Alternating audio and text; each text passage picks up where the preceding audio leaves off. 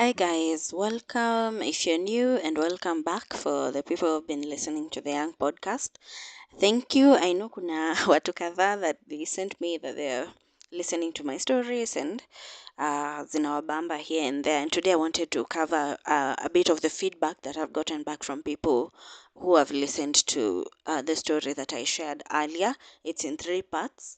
I didn't know it would be that long, but I'm glad I was able to um, give my story as it is. Yeah, so today is a Monday. Today nasikia nimechoka, na kabla sijamaliza kuchoka nasikia tu nikianza kuchoka tena. Given it's a Monday, it's when you're starting the week. It's just leo nimechoka ile kabisa. Watu wanasema fatigue na nini. I am tired. I am tired. Mentally, I feel drained. I am just tired. Ile tu nimechoka. But sikuchoka kwa ubaya. The whole of last week was crazy busy. And then the weekend, when you're supposed to at least relax, we had an activation. So we have real jobs. We had an activation, so hiyo nayo na tulimaliza late juu ya mvua, so hata kuna time ya kurest. So today on Monday I wanted to rest kidogo, but wapi, you have meetings, you have virtual calls, you have clients who need to clear sijui what because they're coming next weekend. So I'm just tired, but I didn't want today to go to a waste because I know today we didn't post anything on the Young podcast. And sikuwa nataka ikae bila, but ni ile episode yenye ilipotea audio, and I'm just too tired to redo that audio again and have it ready. And yesterday I was also too tired to do anything, like ile tu uko exhausted. Today was an emotional day.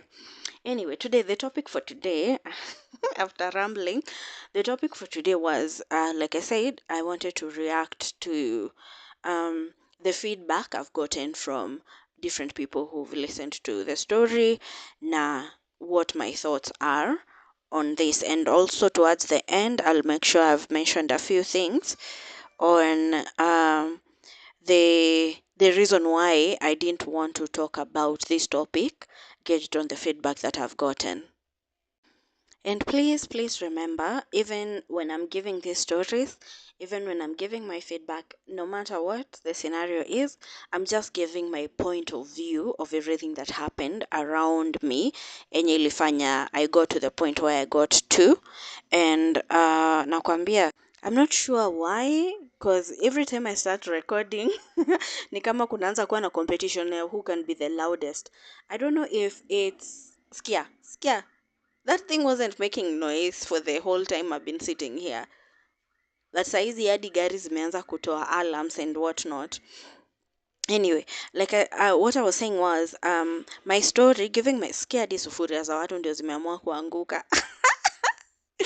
Anyway, me giving my story is just giving people a point of view of how I got to the point where I got to. It's not about saying negative things about the people that were around me, the people who are willing to help or anything like that. Even with this feedback, his story na nini, listening to what the people that know me ama knew me your period, vitu wamekuja kuniambia later on, like after listening to their stories, it's not a negative reaction to them.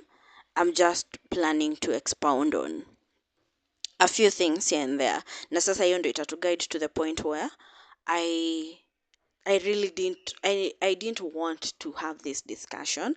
And the funny thing is I decided to have the discussion with the public rather than even the people that know me for the start, because wengi hawakuwa wanajua what was happening and they didn't know what I was going through.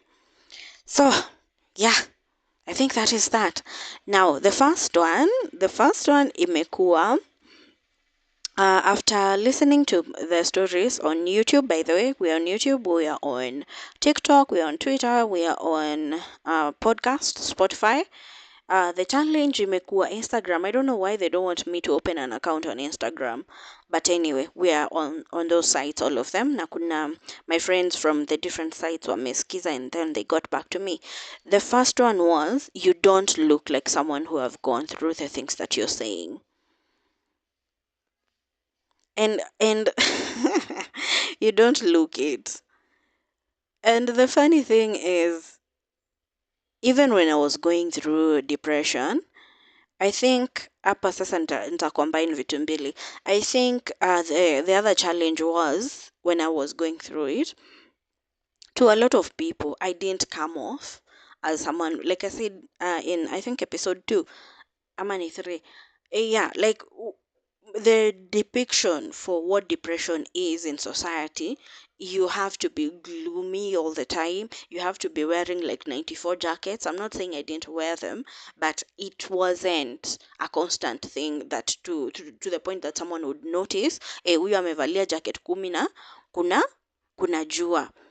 No, for the depiction for what depression is, or someone who is for what who some nakwambia kizungu imekuwa mingi, for what someone undergoing depression is, ni so wrong ama so different. Maybe they are going through it wakiwa tu hivyo, but it's so different compared to what personally I was going through your time.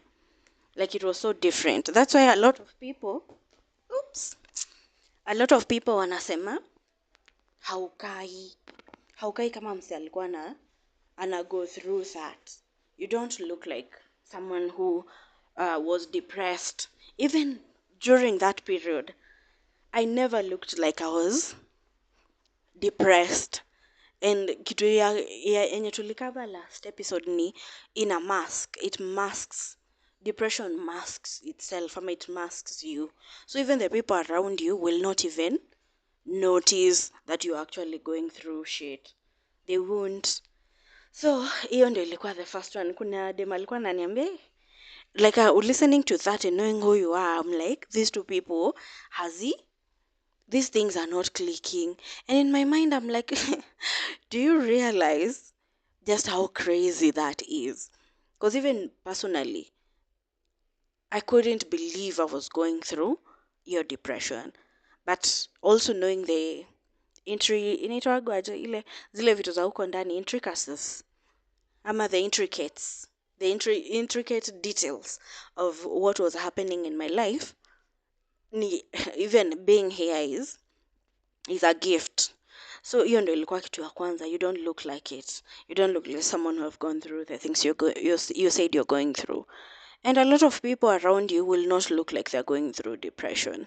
Nowadays, men are being even encouraged to show their emotions, to let people know what they are thinking, vitu kama hizo, because wanasema suicide rates are higher in men because they don't show their emotions and things of that sort. Mostly it's because depression, kitu ya kwanza itakuficha, itajaribu kabisa vile itaweza to mask you from the people around you. And above everything else, like I said, unapata when you're going through this monster, the constant thought ni, why would I even tell anyone? Everyone else is going through their own problems. Why would I even tell them? Like, why would I even start this conversation? Like some of my friends during your period, pia ulikuwa unapata they have both parents, they have what could have been assumed to be a happy home, but they were going through the same problems I was going through. Like hizo stories za kukosa food for days, hizo stories za unapata, nakwambia sahii ndio tuktuk zimeanza competition. Unapata hizo stories za kukosa even do ya ku print documents where lecturers need them, vitu kama hizo. Like a lot of people were going through the same problems I was going through. So hakuna point ya kuketi uanze kusema woe is me, woe is me. So that's why I think a lot of people don't show it. And I would think even for men it would be more difficult, especially men who are dependent depended upon men who are providers na nini, vitu kama hizo. Unapata most of them, they might not want to show you they're going through something, because they're like, you depend on me for your livelihood, you depend on me for your emotional stabilities, whatever. Why would I come back to you and tell you I'm weak on this area? I'm feeling like I'm getting drained on this area. So you don't look like it. that has been a constant feedback from a lot of people. Like, you don't look like someone who went through that. And what I was telling them is the same thing I think I've said for the last 10 minutes. Even when I was going through it, a lot of people couldn't tell, because you utajiplaster ati I'm depressed. You write it across your forehead and then you walk around with everyone saying that you're depressed. The second one imekuwa this one surprised me. Someone someone that I didn't expect asked, why would you be depressed? And I know for a fact, from coming from that person, it is more of a curiosity, because she knew, um, part of she was part of the support system that I had, mostly financial. Remember in the story I was saying that we had sponsors, we had scholarships, but unapata the challenge for me was kulikuwa na ile assumption ya you have relatives and you have people that can step in to take care of some of the financial we need to financial some of the burdens. So hata wakikutafutia sponsor ama wakikusponsor, they are taking over the tuition, the fees, like the difficult part. Hizo tuition na fees na nini, those are the ones that they were taking over your time. So vitu kama upkeep, vitu kama even just things to manage yourself, shopping nini, hizo hawakuwa wanashughulika. And this person was under hiyo ya scholarships. She was on the side of the scholarships, and she knew, like, ameniandikia check ya the whole semester and the amount and everything. She knew she had covered that. The rest, she believed that it was being covered by my family members. The unfortunate thing was, majority of them ni ile cat and mouse game. Ukienda kuuliza huyu, talk to the other person, enda uambie sijui nani, enda uambie, after umeongelesha kila mtu, then ukuje uniambie wamepata ngapi so that I can top up. And the challenge with that, ukiwa mtoi, the emotional roller coaster that you are going to go through with everyone telling you, like, ilikuwa tu a lot of discussion. Follow me on this small tangent. Say for example, umeenda kwa relative one, amekwambia, ukamwambia I need 1,000 to go back to school, and nimeshapatiwa check, nimepatiwa kila kitu, I just need 1,000 ya fare na I buy some small shopping to be using uko shule. And then relative one is like, have you talked to relative 2, 3, 4 and 7? And you're like, no, I haven't, but uenda uonge nao kwanza, alafu you'll come in, tell me what feedback they've given you. So umetoka kwa relative 1, umeenda kwa relative 2. Hi, I need 1,000 to go back to school, and relative 1 alikuwa amesema in case you guys have something, he can top up the rest. Do you have this? Relative 2 anakwambia, do you remember even sijui when you were going where I sent you money, sijui I did this, sijui I did that. Miss Aizi, I don't have that money because you people are very ungrateful and things of that sort. So umetoka kwa relative 2. You're on your way to relative 3 with a bado hujapata do. So umeenda kwa relative 3 and you're like, hey, I'm looking for 1,000 bob to go back to school and sijapata, like so far sijapata do. Could you assist me with this? And relative 3 is like, I can only manage 100 bob. So umebaki 900 shillings. Umeenda kwa relative 4. Umemwambia the same story, anakwambia either I have this amount of money, ama they're like, no, mimi sina pesa, sijui nilikuwa nafanya nini na nini, I don't have the money right now, maybe nikutumie mwisho wa mwezi or something. Na sasa it's the beginning of the month and you needed maybe to be in school by tomorrow. So umetoka kwa huyo relative 4, you still don't have even half of what you need to go back to school. So umetoka kwa relative 4, you're on your way to relative 5.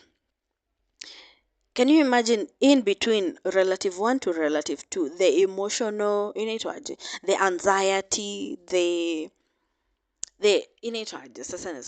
debate that is going on in your mind, because you're like, why do I need to struggle na kuzungushwa hivi from one person to the next, so that I can get maybe 1,000 or something. And then knowing the people that you're dealing with, you're like, by the time I'm getting to relative 2, itakuwa already story ingine. Like hata unajua ukienda kwa mse ukijaribu kuongea naye, the feedback that you're going to get ni it might even cause you more damage than even getting that money. So tulikuwa tumefika kwa relative 5, then utoke kwa relative 5 sijui uende kwa relative so and so, and maybe eventually upate mwingine akupatie 50 bob, mwingine akupatie 2, so far uko na 350.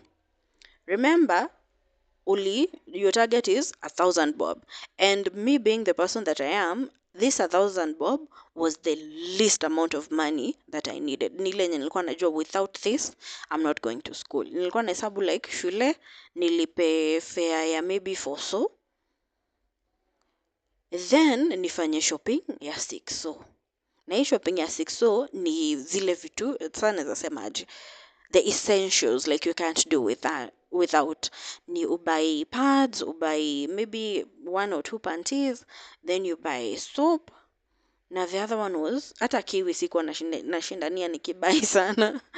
Ilikuwaga pad, soap na mafuta ya kujipaka, lotion. I used to buy some lotion. Ilikuwa inaitwa gwaje, cocoa butter nice and lovely or something. So like ukifanya your calculation, the least, the essentials, the basics, hiyo tu ndio you're looking for. Like you don't want anything more than what is there. So like so far you've gotten the 350. That is fine, that is good. You have your 350 in the pocket.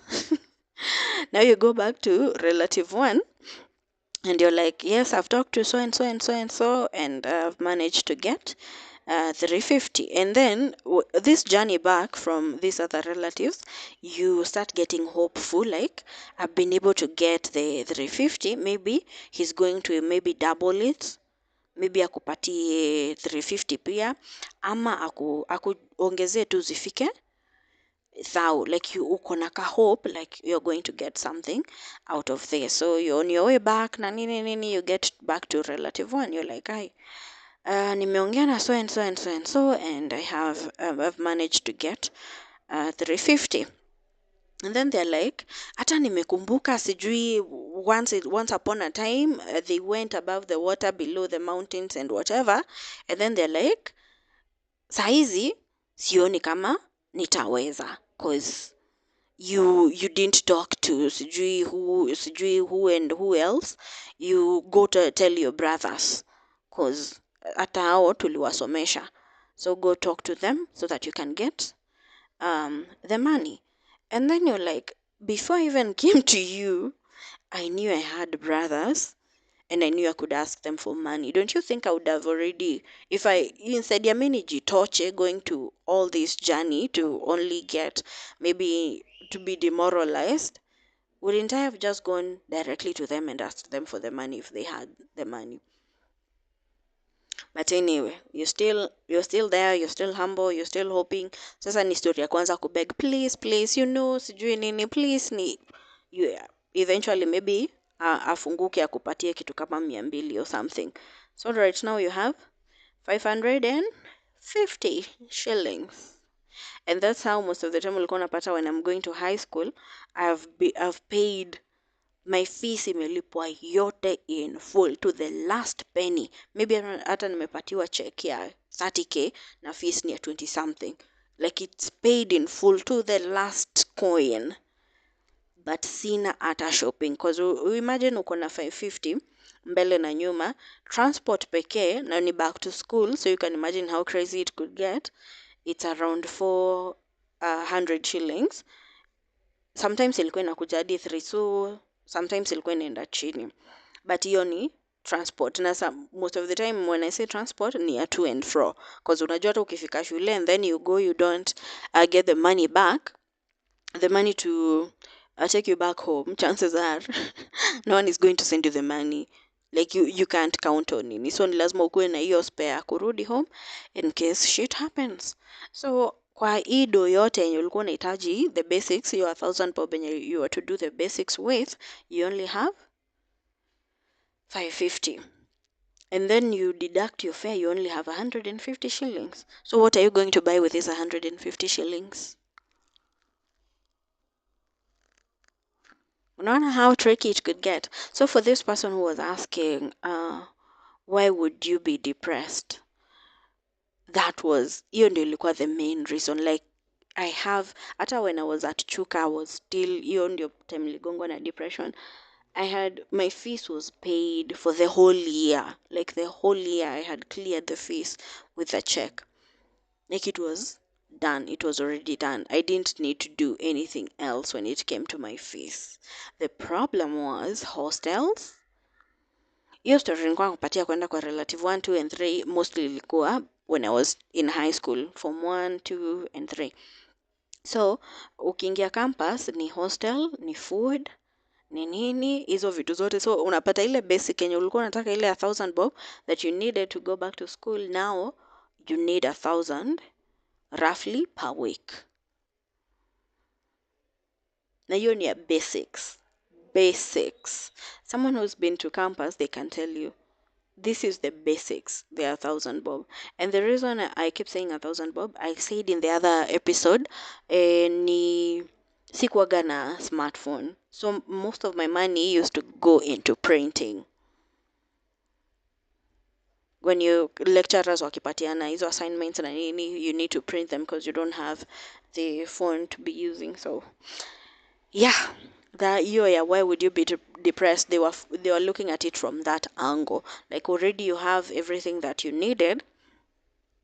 Why would you be depressed? And then the other challenge was I think the main challenge with this point was I couldn't go back to now the sponsors and say, the check that you're giving me for the fees, nanini, it's good, but could you please add some few coins so that I can get my upkeep from there.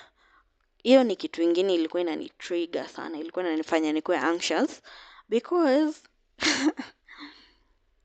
there was a big chance, and I hope I'll get the opportunity to ask that person, the person who asked me this.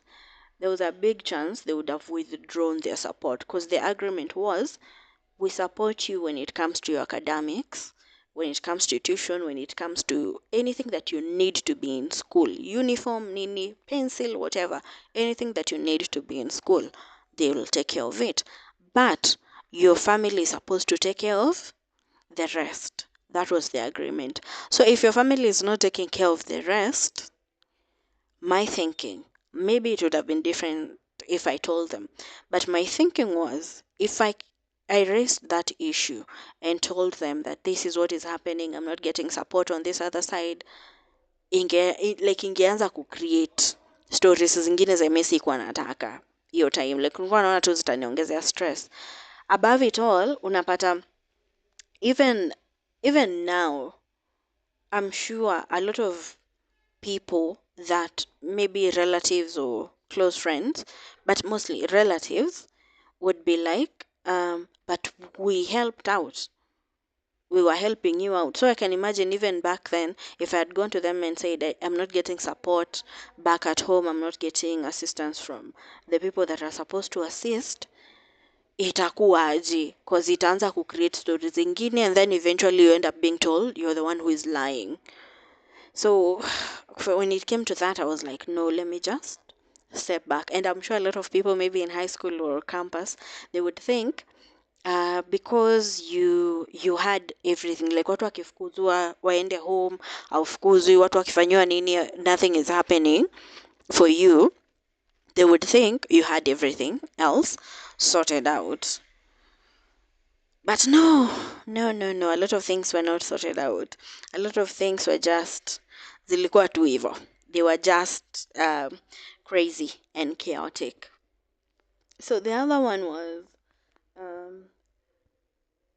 I didn't know you had such a background. Mostly Nambiagwa, you have a very interesting background. I'm a backstory. You have quite an interesting background.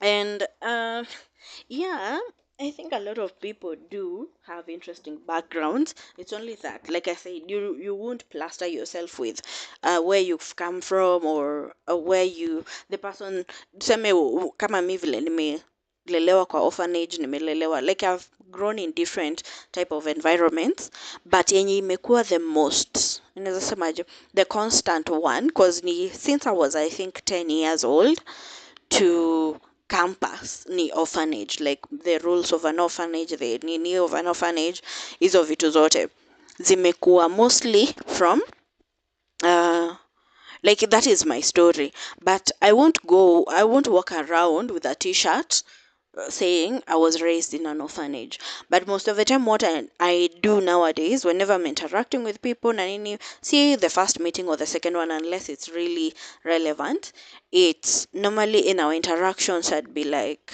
the second interaction, I'd be like, hi, uh, I was raised by nuns, I was raised in an orphanage, I was raised by this, that, and the next, because it shapes a lot of things about me, including the way you view the world, the things you think of, vitu kama hizo, and how you approach different topics. So I don't want to be in a scenario where I say something and someone thinks, huyu kwenye alitoka wapi.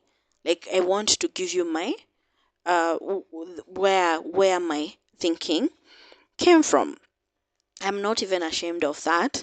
I'm not even ashamed of vitu kama like being raised in an orphanage or being orphaned at a very young age or vitu kama hizo. I'm not even like I talk about them nowadays as if they're second nature.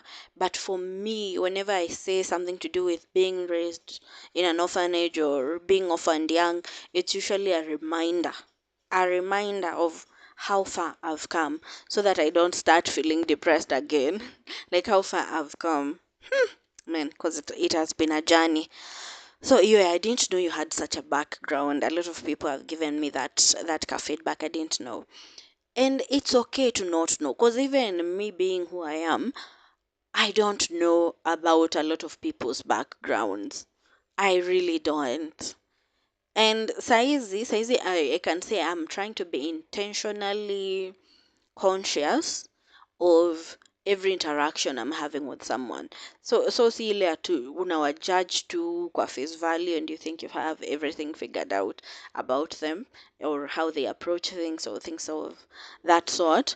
Nimekuwa nikijaribu to be very conscious about the way people uh, deal with things, about the way people view things, some of the people that I'm interacting with, because I have that nini at the back of my mind. I don't know where you're from. I don't know how like sijui shida zako, so I will try as much as possible to not be another problem in your life, which is also why I think I'm finding it very difficult to date people, because anyway, sorry for another day. The other one is a lot of people wameniambia wenye wananijua from that age, they don't remember a lot of the things that I was talking about. Personally, me too. Me too. Because remember when I was in campus, when I started getting depressed, that's when a lot of memories zilianza ku unlock. Even when I was doing, I think, the first 2 episodes of this, I at some point I was stopping. I didn't wanna pause the recording, because you're hit by a memory that you didn't even realize it was there. It was at the back of your mind. You're like, what the fuck, man? Sikuwa nakumbuka hiyo story. Sikuwa naikumbuka at all. And I'm glad for a lot of people when we went through these problems. If your mind decided to forget these things, imagine it's a good thing, because it's usually a survival mechanism. It's a good thing, because me, I think even during that depression, I was getting worse and worse the moment I started remembering things. So every time I would remember something traumatic, ilikuwa inaleta tu issues zake. So a lot of people during hiyo nini wanasema they don't remember, they didn't remember that type of story, ama they don't have that memory, vitu kama hizo, which is fine. It's fine, because well, Even my acha niwaite homies, my homies wenye tulikuwa tunakunywa tunakula damu mbichi nao. Well, we've come from far. By then mwaiambia mwai kula chick mash for dinner tukiwa tumekosa food. Huh. Well, that is story for another day. That is another memory. Man. The other thing, now these three things, I want to cover them very fast. I don't want the episodes to be going for like 1 hour all the time. Anyway, these three things, this I can classify as maybe the biggest motivation of why I didn't want to talk about this, Nini, to have this discussion about my depression episode, my life journey, let's say. The main reason ni ile yenye tu nilikuwa nimemention hapo juu, a lot of people who are involved in this in one way or the next, they might either think that the way they participated in my life, the much they did or the little they did, they might think it didn't have any significance, or I'm being ungrateful because I don't remember the good things. I only remember the bad things. Kuna msee amewahi niambia huwa nakumbuka vitu zenye zilinihapenia tu. I don't remember what was happening to the other people.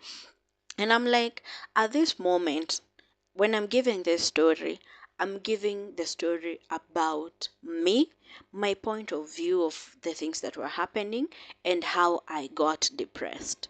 I'm not giving the story about who did this, who did that, who didn't do the next, who did. No, it's not about everyone else. This is about me and my point of view. And remember in the last episode where I said the things that I learned about depression, when I remember things as the person who the things were happening to, I might remember them worse than maybe they could have happened. Naweza zikumbuka zikiwa even I don't know. Kama I think last time nilikuwa nasema story ya mmezoeana na yeye na nini akikuita kitu kama ng'ombe ama juzi juzi I was working in Thika and then this guy akachukua simu and the first thing he said uga ng'ombe no. So I'm like the direct translation is ebu ongea we ng'ombe hii, something to do with that sort. Like when you're used to someone kuna vile language yenyu inakuaga inaitagwaje degrading, like people who are used to each other, like they say military humor where they keep poking at each other or something like that. When someone you're used to someone, you're used to their language, like they talk to you like that, it is not offensive. Akikwambia akikuita ng'ombe ama nini, kuna beshte tunaitanaga aka letu cause like tulikuwa mahali tukasikia maboy wakisalimiana hivyo, and from then onwards we just greet each other the same way. For me, like now I chuckle remembering that, but if someone came out of nowhere and then they're like aka, I'll be very pissed off, like why are you insulting me, who are you? So I'm saying that to say this, maybe the way I remember things knew worse than how they actually happened. But I'm not saying that they didn't happen. Say for example, kuna hii memory that is quite unclear, it's very blurry in my mind, where I was talking about my brother and my grandfather, they were fighting, and then my grandfather went back to the house to get an axe to come and kill my brother. I don't remember if anyone helped him. I don't remember if anyone tried to intervene, but I remember people standing around. I remember people just looking at what was happening, and I remember feeling helpless and crying behind the gate. So this is my memory. This is what happened, and this is my point of view of what happened. And maybe if me telling this story, maybe someone will be like, no, but so and so intervened. No, but so and so alikuja akawatenganisha. I might not remember that. So me, when it comes to telling this story, my biggest fear ilikuwa hiyo. Like a lot of people would think that you're not you did not appreciate the little they did to help you out, or the much they did sorry to help you out. And sasa itakaa ni kama you're opening up old wounds, you're being ungrateful, or things of that sort. The other one was I see you differently now. Like a lot of people, after they hear this story, they view you differently. By this, I mean, I'm a very outgoing person, I'm very confident, I'm very curious, and whatever crowd I'm in, I'm usually like I'm engaging with people in a lot of ways. And then I'm not someone who is afraid to say if something is not working out or to give my opinion on something. Like, I'm not afraid to do that. And a lot of people who have gone through my similar background like I have, unapataga wakiwa closed off, they're wanaitagwaje, wanaitago, yeah, wapole, ni wapole, they're not aggressive, they're not this, they're not the next, because maybe people think you're undeserving of being vocal or something like that. Ndio hiya, I see you differently now. My biggest challenge ya kutoambiana hii story ilikuwa hiyo. I don't want people to see me differently. I'm still the same person. Like I said, when God said he knew you, he called you by your name before you were even born, me, I think I would have been the same person no matter the circumstances. I would not have been depressed, maybe. I would not have been suicidal, maybe. But I think the person that I am today, I would have been maybe a better version, but I'd still be me. I'll still be me. And still want people to see me as the person that I am.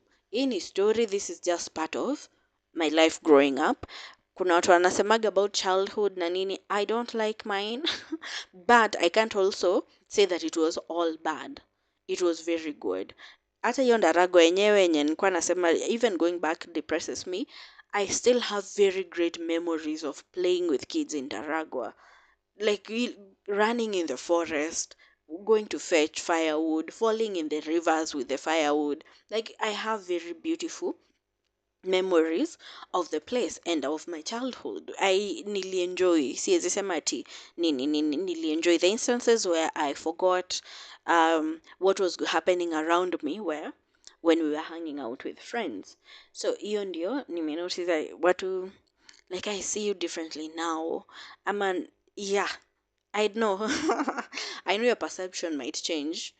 You're only human, but I would love for people to just see me as I am, the person that you've known. I'm still that person. The other one is better relationships. Um, by better relationships, I mean the people that were already friends that didn't know this thing happened. Unapata, they're a bit more attentive to me, which I'm very grateful for. Very, very. And the thing about this being more attentive, I'm not blaming them for not being before. Because, like I said, I come off as a very strong person. I come off as a very aggressive person. I come off as someone who would speak up when they're being oppressed. So, a lot of people, in a lot of ways, when you're that type of a person, they tend to think, she's going to be okay. Like, she's fine. Either way, akosa ako sawa, cause that is Hannah. But now you find people, if I go silent maybe for a few days too long, they're like, hey, are you okay? Are you good? Do you need anything? Which is so nice. It's so nice because normally people don't ask. And people don't ask not because they don't want to, but because they think you're good. Like the phone calls I've gotten since the first episode went up from my friends, the text, the constant communication, vitu kama hizo, they've gone up, and I'm very appreciative for that, because I'm not a strong independent woman. I'm a huge baby. And I love being loved. Hebu mwenye anasikia hii na anasikia kurusha vibes arushe vibes, cause sis needs to be loved. I need to be cuddled. Lakini nimekaa kabla nikuwe cuddled. I think this is my third year. Come on. I need someone to cuddle me. Hata kama ni kunikado to sleep and then you go back to your place. Oh yeah, please do that and be a man. Be a man, not a woman. I don't want to be cuddled by a woman. I want to be cuddled by a heavy chest and beards. Shy. Anyway, now I think that is that. Better relationships. I think that is that. I think for me that is that. And I love that I was able to share this story. When you want to skiza, please share it as widely as possible. Because personally, I think the biggest challenge when I was going through what I was going through was the lack of information. Because a lot of people don't have, like kila mtu, the way they go through depression is different. So unapata a lot of people don't reach out because wana expect maybe utakuwa with inaitwaje marks za kujikatakata mikono, something like that. Yeah, so that is that. I think that is the things that I've learned when the first episode went up from my friends na nini, it'll still be good. Hapo pa attentive pia, I've also been able to get a few lunch dates with with friends, with family, with people who are more than family. Yes, nimepata a few lunch invites here and there, which is I'm very appreciative of, because like I said, a lot of people think you're a strong, independent woman, kumbe you're just a big teddy bear. So thank you for listening to this. I know I've rambled for majority of it, but I felt like it was important for me to also cover the things that I've learned from my me sharing my story, and I'm glad that I shared the story. So thank you for listening, and see you in the next episode. Bye. Thank you for listening to the Young Podcast. Please subscribe, share it, comment, let us know your thoughts on what we've discussed. See you in the next one. Thank you.